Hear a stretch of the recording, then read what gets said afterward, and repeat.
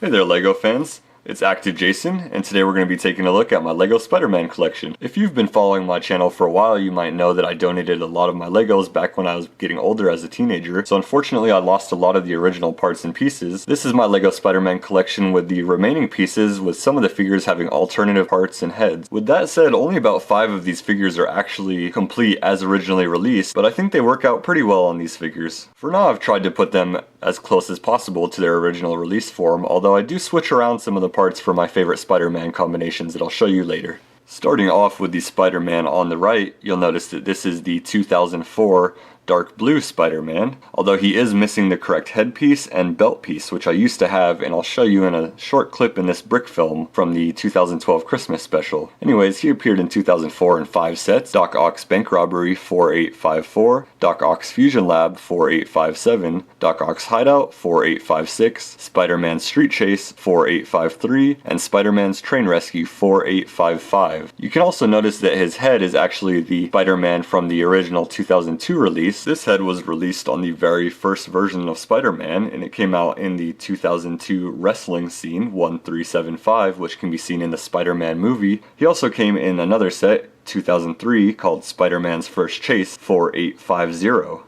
I'll also go ahead and point out the cameraman, who also appeared in the 2002 wrestling scene set, as well as the wrestler, although unfortunately the only piece I have left of him is the head. This black body and torso is just to show the head. Next we'll take a look at the Spider-Man directly in the middle. This is the Spider-Man with metallic blue highlights. He appeared in 7 different sets between 2019 and 2020, the first being the 2019 set Spider-Mech vs. Venom 76115. Then in 2019 we also had the Spider-Man Bike Rescue 76113, as well as Spider-Man's Spider Crawler 76114. Then in 2020 we got Spider-Jet vs. Venom Mech 76150, then Spider-Man vs. Doc Ock 76148, and Venom Crawler 76163, as well as Venomosaurus Ambush 76151. This figure was not released with the red hood, I just think it looks cool on there, but going ahead and taking that off, that is actually how the original figure was released. Next I'll go ahead and point out the Spider-Man 2021 version. He appeared in 5 different sets, all released in 2021, the first being Attack on the Spider Layer 76175, Spider-Man and Ghost Rider vs. Carnage 76173, which is where I got this figure, Spider-Man and Sandman Showdown 76172, Spider-Man vs. Venom and Iron Venom Blister Pack 40455,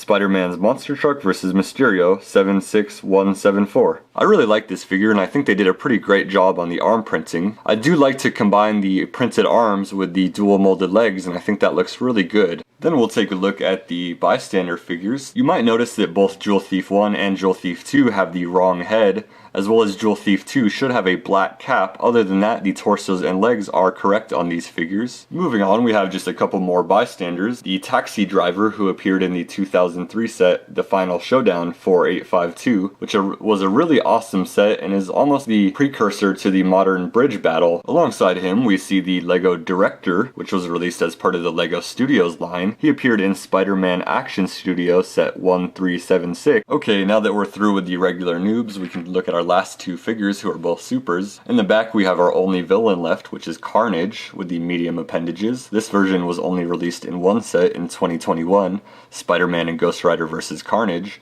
which was set 76173. You may notice I don't have Ghost Rider in here, and I actually sold him. And I actually did have 2 other villains from the old sets. I had the original Green Goblin, as well as the original Doc Ock. I did have the Green Goblin with the unprinted eyes. You might know there's 2 main versions, and one of them had unprinted eyes on the helmet, while the other had gold printing on the eyes. I did have the unprinted version.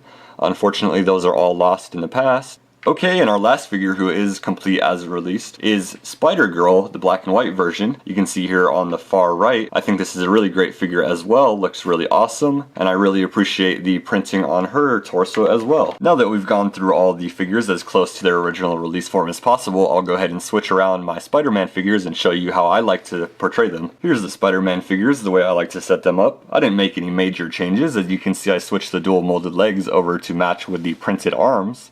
I also switched the head onto the original dark blue Spider-Man, and I put the balaclava face on the newer 2019 Spider-Man, as well as gave him the red hood, which I think looks pretty cool.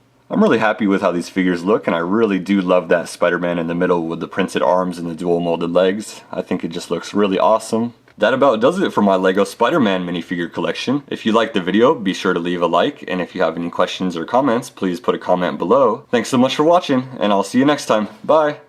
Next to the original Darth Vader figure is the LEGO Darth Vader Death Star torso. He was released between 2008 and 2010 and actually appeared in 3 different